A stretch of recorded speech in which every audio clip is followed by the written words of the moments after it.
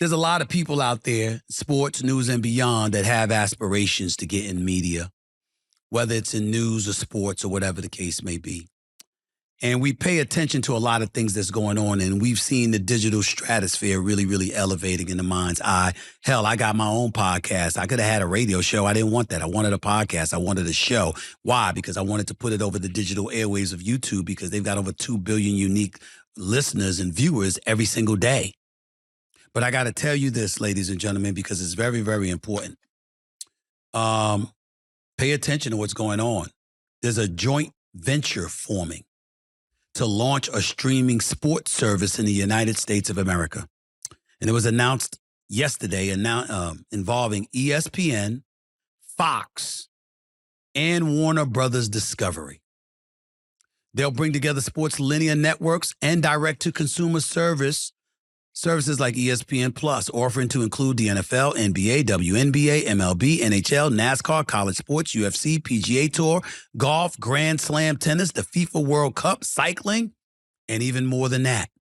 And the service will be offered through a new standalone app built from the ground up for the passionate sports fan. Key highlights here: ESPN, Fox, and Warner Brothers Discovery would form a new joint venture doing those things, okay? Each entity would own 1/3 of the joint venture, having equal board representation, and license their sports content to the joint venture on a non-exclusive basis.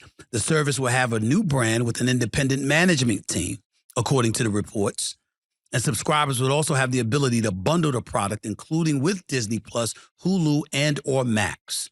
Here's what I want to say to y'all, because it's very, very important to bring this stuff up. Everybody has an opportunity to be a content provider. Now, linear television is where the money is made, but streaming has changed that and is drastically changing that as we move forward and really, really venture into the land of the unknown. And we have to pay attention to that. And I'm looking at several things because I took some notes yesterday talking about this subject, and I just felt the need and the desire to try to enlighten people at some of the stuff that I learned, because as y'all know, I got sources everywhere. Okay, so I'm going to find out what the hell's going on. It's what I do. All right? And so you got to look at certain things and see it for what it is and understand what exactly is transpiring. Basically, to me, what transpired was this. Folks are feeling they were too small to compete with the likes of Netflix, Amazon, and Apple. That's really what this comes down to. I mean, when you talk about the market cap, by the way, that's the value of a company. If it brought back, all in its stock, and stuff like that.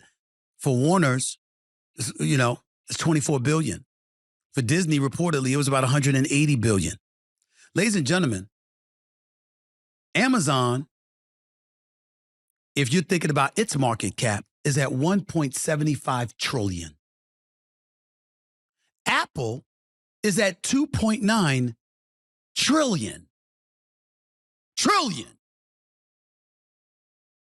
So to me, these entities had to do something. And what I'm telling people is pay attention to the landscape. When you think about linear television, what I try to tell people all the time is, yes, people love the big screen, and there is no doubt about that. But pay attention to this. Every conduit of change that has taken place throughout history has been provoked and sparked by younger people. Younger people, if you are a parent, just imagine this. What child do you know doesn't want to do what they want to do, when they want to do it, how they want to do it, with whoever and however they damn well please? Every child wants that. They always know more than us. They're always wiser than us. We're always outdated and archaic and all of this other stuff. This is what children do. Children are the market. Now, obviously, older folks like their parents are the ones that's spending money. But don't you find yourself as a parent out there, even as a big sibling and an older sibling, don't you find yourself usually spending money you normally wouldn't want to spend, going places you normally wouldn't want to go, doing things you normally wouldn't want to do, just because of that little munchkin that you love so much that you'll do anything for? Ladies and gentlemen, I went ice skating. Me. Do I look like I have any interest in ice skating? I never saw my daughters laugh so hard in their life. I bust my ass about 6, 7 times inside of 5 minutes. I cannot believe it. I literally bust my ass like 6 or 7 times. Why? Because I can't ice skate. Why would I go? Because my daughters wanted me to go. I don't want to ski. I don't want to sled. It's the wintertime. It's New York City. You're in Central Park, and it was a blizzard that just happened the day before, and now everybody's out there sledding. And my daughter hops on a sled, and she slides down the hill, and I'm literally running, sprinting after her because I don't want her to crash, and she's going straight into a tree. And I literally dived to save her, and she went right into the tree and jumped off right before she hit the tree, only to watch her father crash headfirst into the tree where a bunch of stuff came falling down on me. And she's laughing her ass off. She did it on purpose. She knew all along that she was going to jump right off right before she got to the tree. But I suffered. Who does that? Parents, adults who love kids. What does this have to do with what I'm talking about? It's very simple. You want to watch stuff on your phone. You want to watch stuff on your tablet, your iPad. You want to watch stuff when you want to watch it. You don't want somebody telling you to watch it at 10 a.m. or 12 noon or 2 o'clock or whatever. You want to watch it when you want to watch it, how you want to watch it. You don't give a damn what anybody says. That's why digital and direct-to-consumer has gotten so big. That's why all of these apps are being created. This is what's going on. This is the future. Props to ESPN, Fox, and, Discovery for doing what they did. Warner Brothers Discovery. You got to give it the program. You got to give it the program. Whether it's going to go through or not remains to be seen.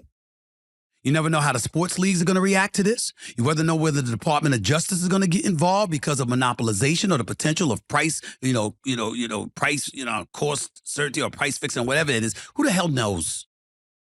Remember years ago when WGN got into it with the NBA because they own the Chicago Bulls, led by Jerry Reinsdorf, and they wanted to air Michael Jordan playing? But the league wanted to do so as well, and the Department of Justice had to get involved? Anything's possible with all of this. But it's very interesting, and it's very compelling, because if this comes through, which it appears it has, and by subscribing to this focused, all-in-one premier sports service, fans would have access to the linear sports networks, including the ESPN, ESPN2, ESPNU, SEC Network, ACC Network, ESPN News, ABC, Fox, FS1, FS2, BTN, TNT, TBS, True TV, as well as ESPN+. There's a whole bunch of options.